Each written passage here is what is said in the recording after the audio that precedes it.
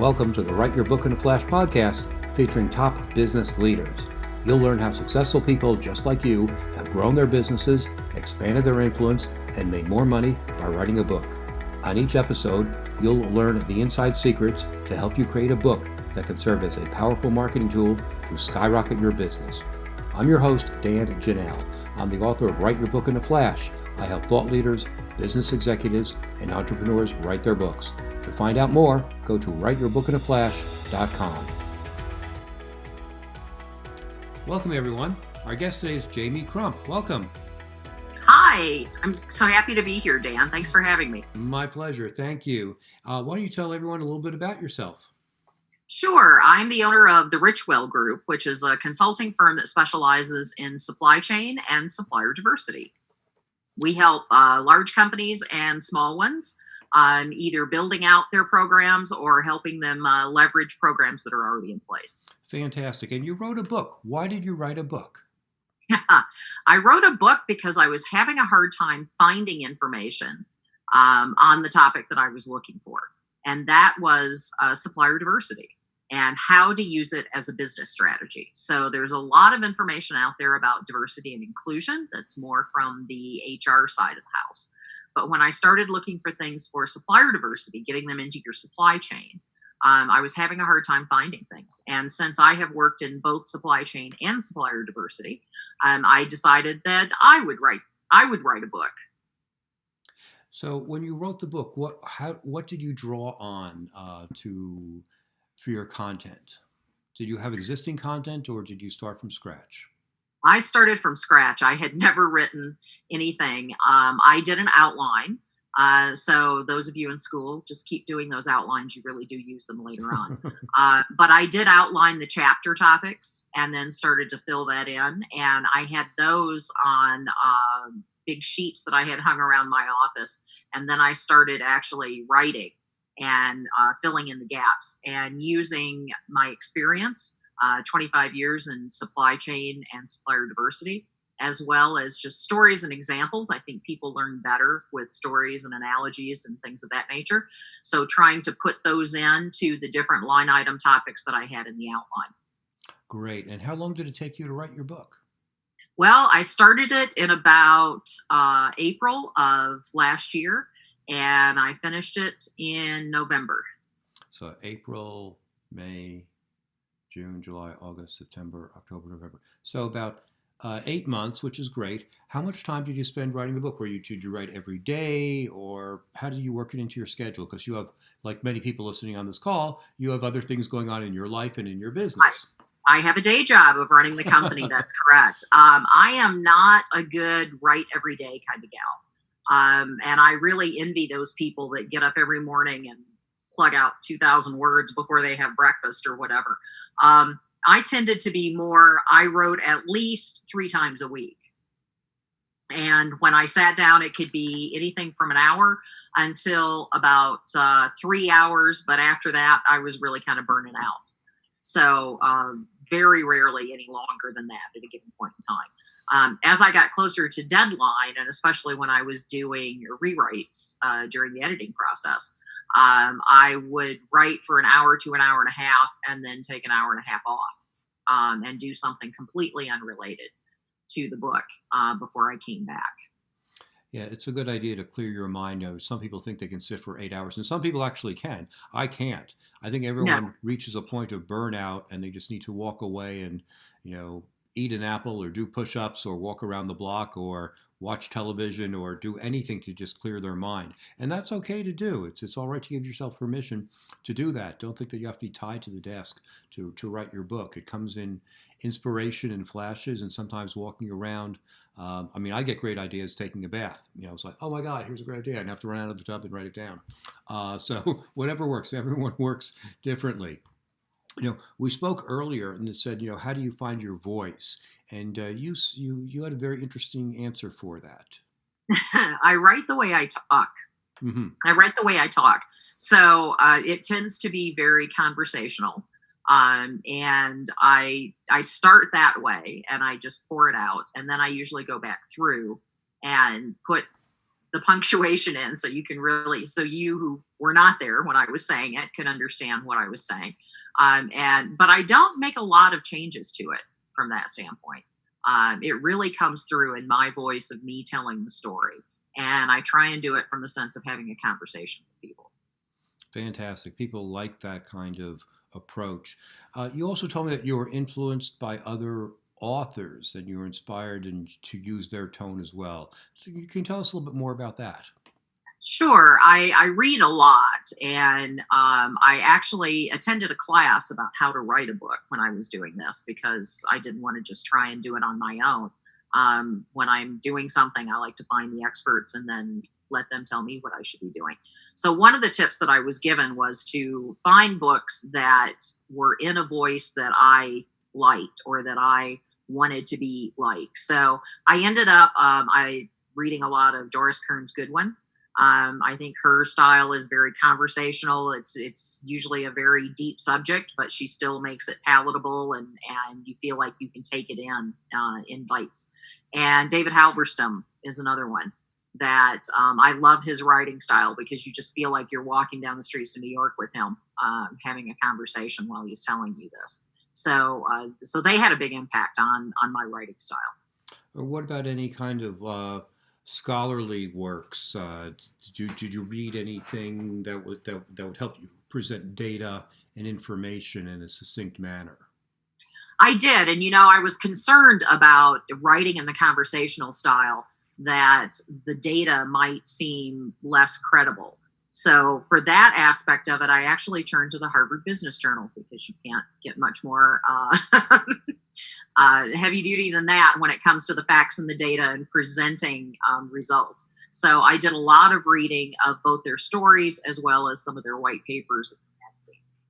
Fantastic. Those are great resources that, people unfortunately think that they have to do it by themselves, and where they get their inspiration from. And I think if they follow your ideas of reading great authors and reading great magazines that have their voice, then it makes the job a whole lot easier. I remember in college when I would be inspired to write, creative fiction, I would read authors that I liked. And you can't help but start to mimic their style. So if one author has really short sentences like Hemingway, and using Anglo-Saxon words instead of Latin-based words, it rubs off on you in very subtle ways. Now, I know your book is just about coming out. Of course, this podcast, people could be listening to this 3 years from now. But let's talk about the marketing aspects of your book. What did you do before your book came out to get the word going in your circles? Well, we did a couple of things. One thing is we did a sneak peek. So we would offer to people if you would like to take a look at a little bit about what the book's going to be about, you could register and you could get a little sneak peek, which was a chapter and a half, I think. We've also used social media, which is a great venue for getting the word out and getting information out. You can kind of give it out in snippets, if you will. My book features on 5 main cast members that make up a good supplier diversity business strategy. So you can do things for each of those 5, or you can put things out that tie the 5 together. Did you speak at conferences? I do. I speak at conferences a lot. I do both supply chain and supplier diversity conferences. And that's a great way to meet people, and you can kind of spread the word there as well and let them know what you're doing. Some conferences don't allow you to actually advertise the product, but still you're talking to people over lunch, and word spreads regardless, even if you're not the one that's out there doing it. So it's been a great way to meet not only potential buyers, but also customers. Great. Did you give them anything, a reminder or anything so they, we're hit with so many advertising messages, and they may like you and say, oh, I'm going to get your book, but 6 months later, no one remembers what they had for breakfast that day. What would you do Yeah, we do. Yeah. We have a thing where you can text in, and we will let you know when it's out, but we also let you know it's coming, or, if we have offers that we're doing on dollars off, we also make sure that the people who have registered get that as well. Fantastic. You also told me during the green room that you had bookmarks saying coming in spring 2020. Can you tell us what content did you have on the bookmark? That was really something to kind of keep me in line, if you Oh, will. really? I How so? I was I was attending an event, and my publisher was going to be there, and so I was on a panel for them, and everybody else had books to give out. Mine wasn't ready yet, so I wanted something, and I felt like that was a good way to kind of keep it up front and center for me too. That you can't let this lag. But I did put a picture of one piece of the book cover and a little bit of information about it, my website address, and then coming in 2020. And so, where everybody else was giving away a book or people were buying books, I could then give them a bookmark to put into it. Great idea. So if your book isn't ready yet, there's still little things you can give out as placeholders to earn a spot in people's minds. Fantastic. Absolutely. Were there other marketing ideas? I know you're working with a PR person. What are you doing to, I know you're in pre-launch phase. You're about 4 weeks away as we're talking from here. What other ideas do you have that you can share? I think you have to make sure that you're feeding that social media standpoint, and find the balance that's right for you. I come from a sourcing background, so we get a little jitterish when we hear from people more than once a week, because we're used to that whole sales thing. So my PR person is usually trying to talk me into doing more than I'm willing to do. But you really have to find the balance that's right for you. But what we're trying to do now is just get something out there on a weekly basis in one of the social media venues. So we're not hitting all channels, all sparks, but there's something out there that's going on that'll tie back to the book, usually on a weekly basis. And then the people who are saying we're interested and we want to know when, we are gathering that information and making sure that we've got that. And then as we get closer to launch date, then we'll be sending them some special stuff in terms of doing a pre-order and getting the first ones that come out, as well as a discount on the book itself. Great ideas. Getting back to the writing of the book, what did you learn about the writing process that when you finally finished the book, you said, "Gee, I wish I knew now I wish I knew then what I know now." Well, I told you about doing the outline, Mm-hmm. and I set all the chapters up, which were kind of topic oriented, all ahead of time. And there was some shuffling that happened with that, but it pretty much stayed the way I had laid it out there. What I tended to do, though, was I would go up to my office and I would look around at those sheets and I would pick something that appealed to me that day. And that's what I would write about. So I was not trying to do something in a chronological order. I wasn't start at chapter 1 and work your way through, because they were different topics. And in the end, you had to tie them together, but you could write, you didn't have to do it in a certain order. And it was great for first time writing, because it really helped me get a lot of progress, because I could kind of do whatever, floated my boat that particular day. What I learned later, though, was there are some things that are never at the top of the list. And then as you get down towards the end, when deadlines are tight and you're really trying to push, you find yourself working day in and day out on the things that you least like writing about. Mm-hmm. So if I were doing that again, I would probably still take the approach of picking something, but I would also identify those and pick off a little bit on each of them as I go through, so that you're not sitting at the end with this deadline and all of this work that may not be the most inspiring pieces for you. Great ideas. I tell my clients that no one who reads the book knows in which order you wrote the book. So we all have biorhythms. We all have days when we can take on the world and tackle the most difficult tasks. And there are days when you just can barely write 5 words and get it done. And that's okay, because there's some things that are easier than others, like getting quotes for a chapter or finding citations for a study. And those are the things you do on the days when you have no energy whatsoever, but they have to be done. I'm working with a client now where I have to do citations, and it's like, I hate doing this stuff, but that's the only thing I need to do to finish this chapter. And That's a lot easier I to did do. a lot of citations on airplanes. Great idea. Great idea.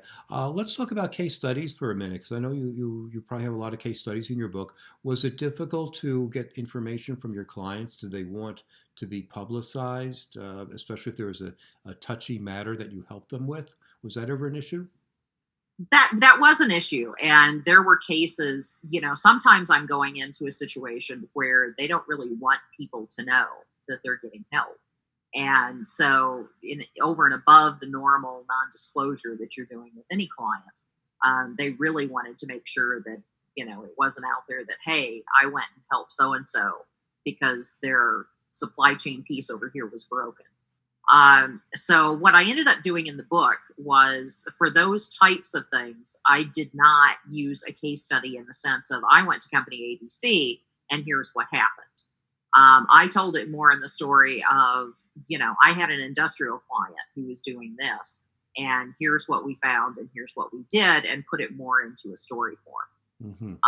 So that helps because I don't have to go back to that company now and convince them that I'm not going to embarrass them. Or, I also don't want a situation where I've got 6 people who need to read parts of it, or legal groups that need to read it before I can go forward. So I wanted to avoid that as much as possible. So really the only thing in there where I'm actually mentioning companies is I talk about small businesses, diverse-owned businesses that are in non-traditional areas. And so that's supporting a point I make that, people think that they can't find diverse companies outside of, given traditional areas. So here's some non-traditional ones, to prove my point. And for each of those, I just did a paragraph, and it was about what they were about, and they were more than happy to have it in there. So that's really how I did. So it's probably not the case study from the Harvard Business Review point. It's just more of I worked with a company and they had this problem, and here's how we addressed it.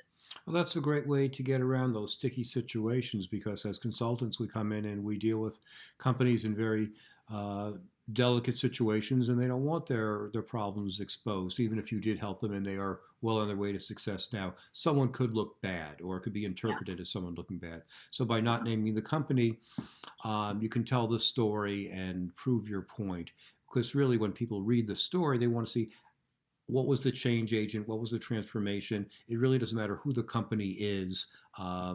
It matters what the solution was and how it came into effect. It's very cool. Yeah, it could be a widget, it could be a shoe. It doesn't really matter. It's things that everybody experience. So as long as you can tell them how to help, then usually they're fine. Fantastic. That's great advice. Jamie, as we're wrapping up here, why don't you tell us who your preferred client is and how we can get in touch with you, and tell us about your book. Preferred client is anyone who needs help with their supply chain, or building or helping a plateaued supplier diversity strategy. The book is Backstage Pass, Pulling the Curtain Back on the Business of Supplier Diversity. If they're interested, they can text the word Backstage to 33777. They'll get the sneak peek, and they'll get notified when the book's ready and when we have some dollars off on it. For the Richwell Group, my company, that is thericwellgroup.com. So 33777 Backstage and thericwellgroup.com. Fantastic. Thank you so much for being with us today. And thanks everyone for joining us on the show. Thanks for listening to Top Business Leaders, the only podcast that shows you exactly how people just like you have built their businesses by writing a book. If you'd like to write your book but don't know where to start, you can find great information at writeyourbookinaflash.com. Thanks again for listening. We'll be back next week with another insightful interview to help you become a top business leader.